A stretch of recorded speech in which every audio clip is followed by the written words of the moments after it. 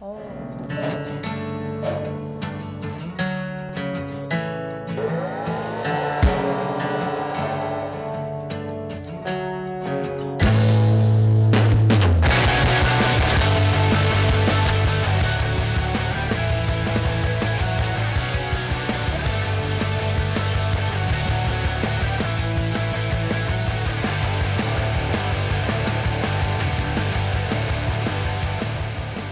Welcome to MSU Inside Out. I'm Autumn Roll. And I'm Ariel Ko. And we have a jam-packed show for you. It's a pretty interesting show. I'm going to be talking to one of our college professors on homesickness, on college homesickness. So that's going to be interesting. I know I'm homesick a lot of times. Yeah, so me too. I'm excited for that one. To hear what she has to say. And today I will be talking to Salu. He's an MSU student who just came back. They got champion in this regional DGK competition, which is like the first time ever MSU has got the champion. So this is really exciting. Is this a new competition that MSU has been a part of, or? No, like MSU has been part of this competition for 8 to 9 years. Okay. So yeah. I'm excited to hear about that. Me too, me too. And have you ever been homesick? Yes, all the time. Ever since I came to Minot, I became so homesick that I started trying out all these different recipes to make food from home. You know what I'm talking about? It's still never the same because you don't have the right ingredients. Trust me. And it's so expensive to get the right ingredients. Yeah, so I know all about that. I mean, but we're from outside of the United States. But Lane, what about you? Have you been homesick even though you're, in the same country? Not really. I only live about an hour and a half away, so it's kind of nice. If anything were to really bad happen, I could always just get back really quickly. So I don't get too homesick. I mean, kind of like a getaway then. it really is. I mean, to be honest, some days I miss my dogs more than I miss the rest of my family. Lane, you shouldn't say that. Yeah, I know, you're on live TV. It's unfortunate. It's unfortunate. For our viewers over the age of 21, every Thursday can be claimed as Tap Thursday at Sports on Tap. After our show last week, things were a bit different. At about 12:30 a.m. Saturday morning, several shots were fired at the left end of the bar. Police have issued an arrest warrant for 23-year-old Stephen Stewart. 2 male victims, aged 41 and 23, were hit and rushed to Trinity Hospital. Their conditions have not been released to the public. Minot State's RHA is going to Missouri for the annual Makura Conference. Chris Tom has the details. Is Makura? It's a leadership conference for residence hall associations all across. In this case, it would be the Midwest because it's the Makura, which is the regional conference. But yeah, it's basically just a chance for all residence hall associations, so RHAs, on each campus to get together and share ideas on how to hold elections, have events, how to make residence halls that you guys live in better for everyone, and stuff like that. So, yeah. Yeah. You never been to it, right? No, I haven't. What do you mean you haven't? It means that it's the first year I joined RHA, so I wouldn't have been able to go before. Oh, yeah? Where are you going? Maryville, Missouri. Okay. I believe it's called. Excited? I guess so, yeah. You guess so? I don't want to wake up at 6 a.m., but yeah, I'm excited to go. Will Makura help you improve RHA? How so? It'll help us improve how to communicate with students and involve them in the process and encourage events and have better events for you guys and just make on-campus living better for everyone. Thank you, Amelia Hammond. Back to you, KMSU. Should you still be wearing jeans? A recent study shows that anyone over the age of 53 should ditch jeans permanently. British company Collect Mail held a study with over 2,000 individuals, and over 60% of them agreed that there is a final year for someone to wear jeans. The survey raised a few eyebrows from Collect Mail researchers who told Daily Mail, "It's surprising to see our research reveals that many young people think jeans are the reserve of the younger generation, suggesting that we should all put denim back on the shelf at the age of 53. Collect Mail plans on expanding the research in the future. A little bit of Latin flavor will be coming to Minot. The Minot Symphony Orchestra will be celebrating the 100th birthday of Argentinian composer Alberto Ginastera and the 150th birthday of Spanish composer Manuel de Falla. on Saturday, November 12th. MSU's James Fusick will be featured performing Milhaud's Scaramucci and Villa Lobos Fantasia. Maestro Efren Amaya's original work, Pájaros de Tres Alas, Birds of Three Wings, will also be featured. Lots of different works being performed that night. It all starts at 7:30 p.m. on Saturday the 12th with a pre-concert lecture starting at 6:30. I hope I managed to pronounce all that correctly. A couple big days coming up next week. Election Day is on Tuesday. Don't forget to get out there and vote, as every vote counts. The final day to drop classes is Thursday, and on Friday we will be able to enjoy a day off thanks to Veterans Day, but remember, the day is about more than getting a day off of work and school. As reported last week, tomorrow night, percussion group Fubika Daiko will be performing in Anna Cole Nelson Hall at 8 p.m. This event is free to the public. I'm sorry, ladies, but it's that time of the year again. It's a no-shave November. The beards and scraggle are coming out. Gentlemen, remember to be kind and respectful should your lady friend choose to participate as well. Now, normally I don't participate in No-Shave November, but I've decided to do it this year with a little bit of a twist. I'd like to formally challenge our male talent here on Inside Out to a No-Shave November contest. The losers split the bill for a spicy pie party for the talent and crew here today. The gentleman with the best looking facial hair gets to enjoy it with the rest. Our lovely hosts can help judge and decide the victor at the end of the month. So, what do you say, Ariel? Think you could help out our gentleman's contest? Definitely, I'm so for it. I will be the judge of this competition. Thank you so much. Yeah. So you're gonna have a little scruff? Oh, we're gonna try. I mean, in the past it's been a little unsuccessful, but it might be a little bit of fun. Yeah, I know everybody wished that they have a beard like our director, but unfortunately not. Some of us may not be so talented. All right, thank you, Lane. Joining us today, for the first time ever, MSU came home as champions from the regional DigiKey competition in Minneapolis. Joining me today is winning team member Salu Jalu. Hello. Hi, how are you? Good. Thank you so much for joining us today. Thank you for having me. Congratulations on your win. Thank you. I'm so proud of MSU and like the MSU Computer Science Department for doing so well. How are you feeling? I'm feeling very excited. It was a very rewarding experience. Yeah, I heard that you told me that the Minot Daily will be covering you guys as well. Yes, tomorrow we'll be interviewing tomorrow morning. Oh, you guys are getting famous. Yeah. So how did you guys end up joining the DigiKey competition? So, so when I joined Minot State University, I already found the computer science department already taking part in these competitions. So they've been doing it, I think, Minot State University has been doing it for 8 years, but the competition overall has been held for a total of 17 years. So it's an annual competition, and DigiKey started in 2000, and so this year it's the 17th edition of the competition.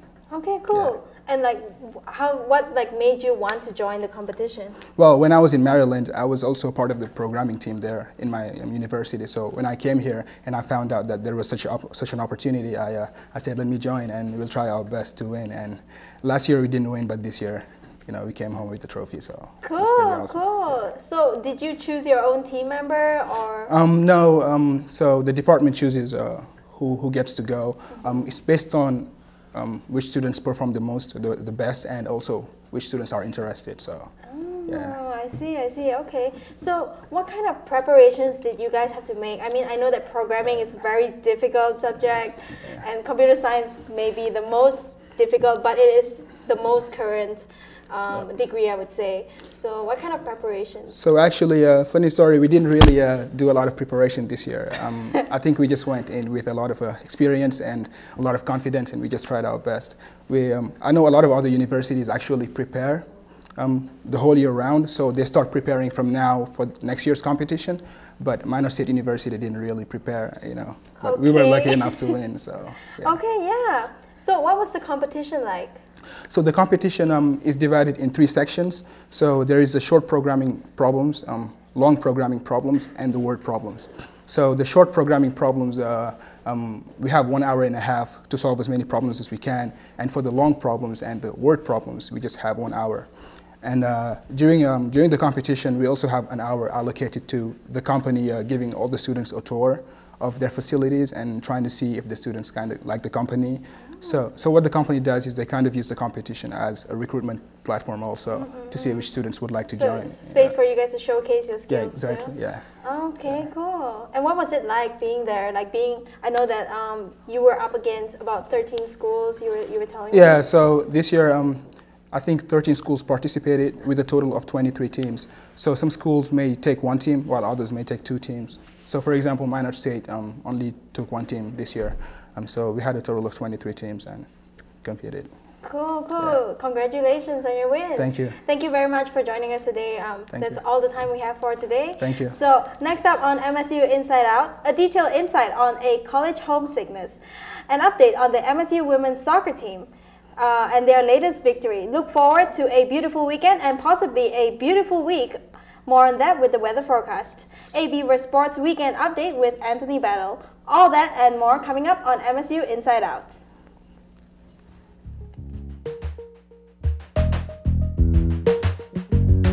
All-American Trophies for all your screen printing and embroidery needs. Located on South Broadway.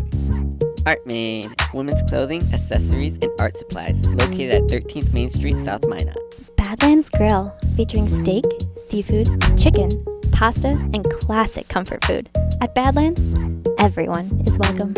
Buffalo Wings and Rings, the sports restaurant experience where everyone is a VIP. BW&R goes way beyond just Buffalo Wings. Buffalo Wild Wings, wings, beer, and sports, located on South Broadway across from Walmart. Center for Extended Learning, reaching across the state of North Dakota and beyond. The Minot State University Center for Extended Learning empowers you to choose your educational path. Digital Office Center, technology solutions for every business need. Located in Minot and Bismarck. El Azteca, authentic Mexican cuisine, fresh and fast. Fiance Bridal, located in downtown Minot, and now you can shop online. Happy Joe's Pizza and Ice Cream. Good times to be together. iHeartMedia, providing multi-platform advertising and marketing opportunities for partners and world-class entertainment for listeners. Jacobson Music, a family-owned music business with 3 retail locations in Dickinson, Bismarck, and Minot. KCJB 910 AM, Minot's news and information station. KIZZ-FM, Z94, Minot's only station for today's hit music. KRRZ 1390 AM, Minot's classic hits. KXMA, Mix 99.9, Minot's best music mix. KYYZ, FM 97 kicks today's hot new country. KZTR FM 105.3, The Fox, Minot's rock station. MSU Beaver Hockey. Visit us online at msubeaverhockey.com or on Facebook and Twitter. MSU Athletics, NCAA Division II, promoting good character and a positive experience. Red Rising. MSU Art Department, stimulating creativity campus-wide by providing exhibits and art events. MSU's Theater Department, offering the highest quality of entertainment at Minot State. Enjoy. We'll see you at the theater. Midwest Oil Jobs brings employers, retailers, and other professionals from the Midwest to connect under one roof. Minot Plumbing, from winter chills through the dog days of summer. Our primary goal at Minot Plumbing and Heating is to keep your home comfortable for you and your family. Pepsi, the local Pepsi-Cola bottling company serving the North Dakota areas in Minot, Dickinson, Devil's Lake, and Bottineau. Pita Pit, fresh thinking, healthy eating, located on South Broadway. Qdoba, easy, on time, full of flavor. Red and Green, Minot State's official student-run newspaper. Spicy Pie, pizza, grinders, beer, located at Beaver Ridge Plaza. Taco John's, offering fresh tacos, burritos, nachos, and breakfast, mixing Mexican and Western flavor. Watney Realtors, full-service real estate agencies handling residential, commercial, and investment properties. You can visit them online at minothomes.com. Watney Realtors Cary Montoya, located on Northwest Broadway.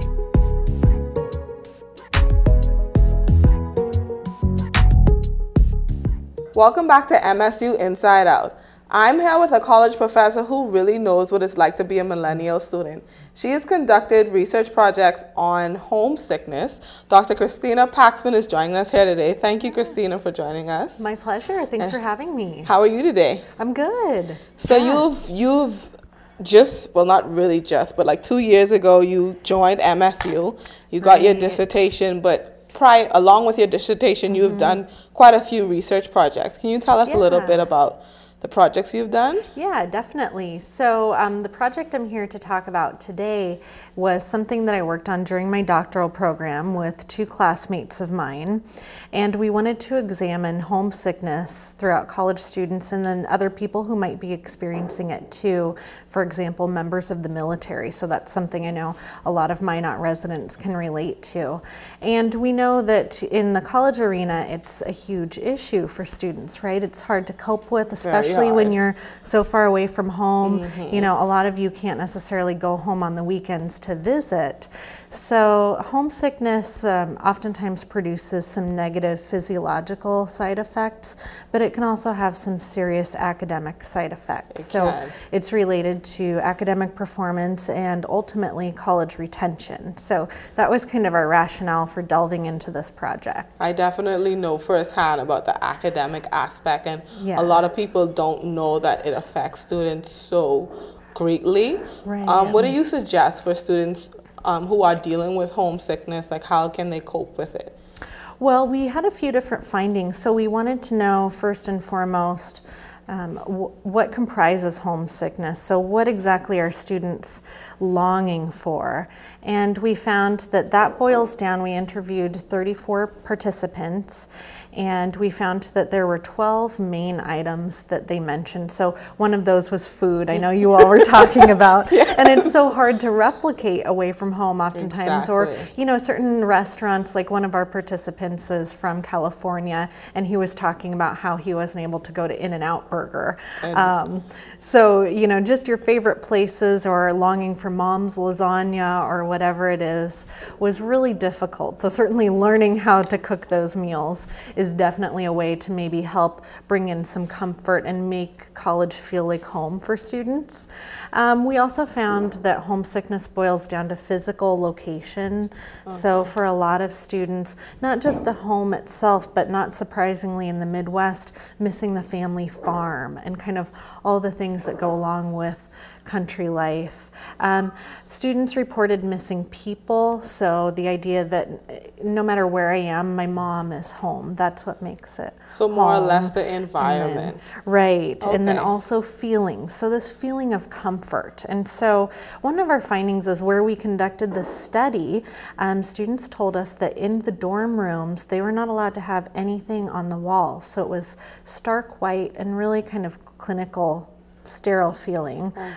And on top of that, they weren't allowed to Skype. They didn't have the bandwidth or whatever it was for the university and would get cited if they actually did that.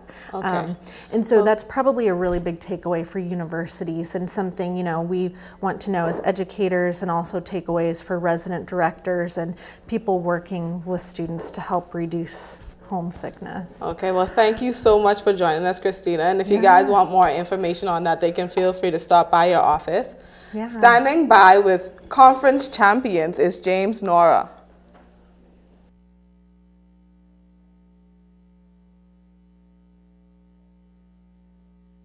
Ramirez here, and we're talking about the soccer team. And before I get into anything, I want to thank y'all for being on the show with me. Thank you for having us. Thanks for having us. You know, time. And good luck on the upcoming season and the rest of the, you know, playoff run. But before I get into all that, I just want to mention some of the accolades that you've gone with Chloe. First, you being the assist leader for Minot State. Did you know that coming into this season? I knew I had a good chance to get there. You know, I've always been pretty good at assisting, and especially having Ninja with me. I know she's always going to score those goals, so you know we work well together. So I knew it was definitely a possibility. Okay, can I talk about the chemistry that you two have on the field together, Ninja? It's kind of rare. Last year we didn't really have any up top, and I mean we did play together, but it wasn't, you know, that we were right next to each other. So I don't know, we just can put the ball wherever, and we know each other's going to be there. I think we can read each other very well. We know when to be selfish and when not to, and I know I can blindly hit a ball and she's there, or vice versa. Okay, that's good to hear. And with going into player accolades, I just want to let people know that you were the player of the year for that. So can I ask how you feel about that? That's nice. It's really like a team effort to get us up there, to get, you know, player of the year, and then also have our goalkeeper there too. So I mean, us being on top, it's awesome. Yeah, and with that being said, you have 7 members of the team that are actually, you know, all conference players. And how does that make you feel as a player being a part of that? Oh, it's great. It's like one of the things you want to achieve by the end of the season, and to have so many of our players on that, it just shows, just how good of a team we are and how many, great players we have. So it's great. It is great, and good luck with the upcoming season. And with the last question, what are your strategies for the upcoming game, and what did you have to say about it? Really, our only strategy is to come out and win, because last year they did knock us out in the semifinal round. So I think that's it. We want to come out and win. And with that being said, I'm here with Ninja Ramirez and Chloe Milton, and the game is tomorrow at Beaver Stadium. Make sure that you be there at 3 p.m. to support them in their road to victory. And with that being said, I'm James Nora. Back to you in the studio. Aren't you proud of our girls? Yes, We have to go out tomorrow to Herb Parker Stadium to cheer them on. Yeah, and our hockey team is doing so well too. Yes, they're #1 in the nation, so Oh my it's God. a really good day to be a Beaver. It's good day to be a Beaver. Beaver pride. Beaver pride. Anthony, what do you have for us in sports? I got hockey, volleyball, football, soccer. It's always a great day to be a Beaver. I'm always proud to be a Beaver. Me too. Me too. The Minot State football team was on the road this past weekend, taking on the Dragons of Minnesota State University Moorhead. It was tied. The Minot State University Beavers men's hockey team was actually looking to continue their dominant start here in the 2016-2017 season. Right now, they are heading down to Arizona to play the Wildcats tonight at 9 p.m. and then tomorrow and Saturday night against Arizona State University at 9:30 for both of those games as well. The Minot State volleyball team will host 2 nationally ranked opponents this game today. Well, not today, Friday actually. Friday at 6 p.m. and Saturday at 7 p.m. It is their final 2 home games of the seasons, and the Beavers are looking to win their first conference game of the season. Senior Sydney Pello had a career weekend last week with 42 digs in 2 games and is my player to watch for the weekend.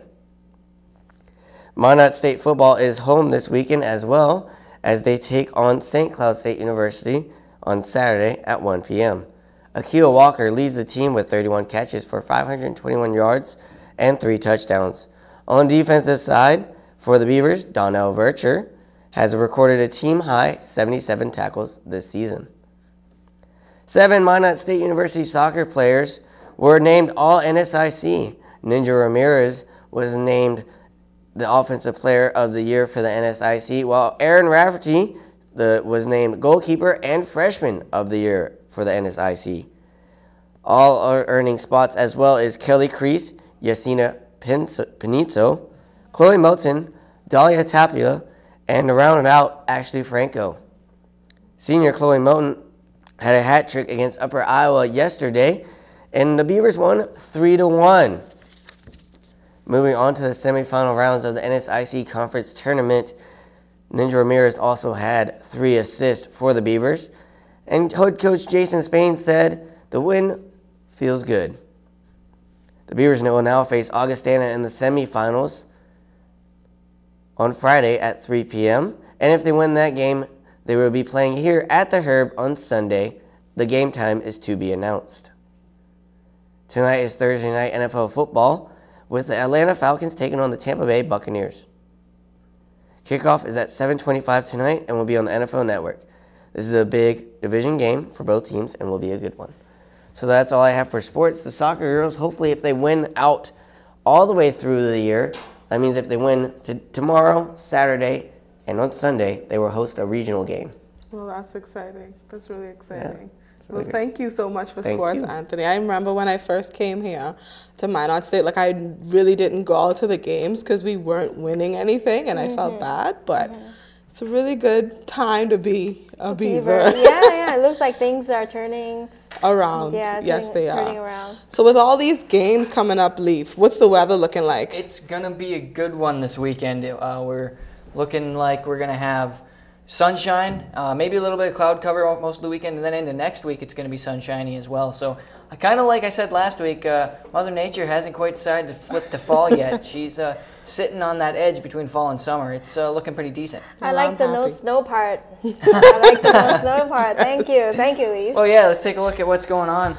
over here at the Weather Center. As you can see, it is 58 degrees out here in Minot on a November day. It feels like 58 and no wind to be talked about for our beautiful state. And so we hope this continues with no wind maybe and some nice temperatures as we start to look into our weekend. Tomorrow going to be nice. As we see, it'll be in the 60s across the state. A little bit of cloud cover here and over in Williston, but the rest of the state looking very sunshiny. Dickinson going to be near 70 degrees, so going to be warm down in the southwest corner. And then when you look over to the Red River Valley, it's just going to hang around 60 degrees. Saturday, though, it's going to be sunshiny everywhere but here. A little bit of cloud cover, 65 for a high once again. But again, in the southern part of the state, you can see it's going to be right near 70 degrees down in Bismarck and Dickinson. When we look at our team this weekend, as the Beavers are going to be taking on the St. Cloud Huskies, 57 degrees at kickoff, mostly cloudy skies. So we'll see if that clears up as the game goes on. But still going to be a pretty nice Saturday. 2 more games left for the Beaver football team. Sunday looking pretty nice as well. The only thing is over on the Red River Valley, they've got pretty good temperatures, but it's going to be raining in Grand Forks and Fargo. Sunshine again down in Dickinson. So turning out to be a pretty good weekend for at least the west side of the state. And then when we look into our extended forecast, we can see that it's going to be cloud cover on Monday, but boy, is it going to be sunny the rest of the week. And then we've got the temperatures starting to cool down just a little bit more mild compared to the 60 degree. It'll be more in the 50s as we move into the next weekend. So I don't mind. I need it to stay like this until the end of the year. It's so strange because like snow started and I was actually expecting snow during Halloween. And then like it didn't snow and it was like a nice weather and now it's going to be sunny all week next week. I mean, that's so strange. Yeah, it's going to be nice. You bet. Thank you. Okay, so I guess that's all we have for today's show. Isn't today's show like so, I feel like it was pretty scientific. We have so many different studies. It was a lot good to learn. show. Yeah, okay. So the song of the week is It's Complicated by A Day to Remember. Thank you so much for joining us on MSU Inside Out. Make sure to join us again next week.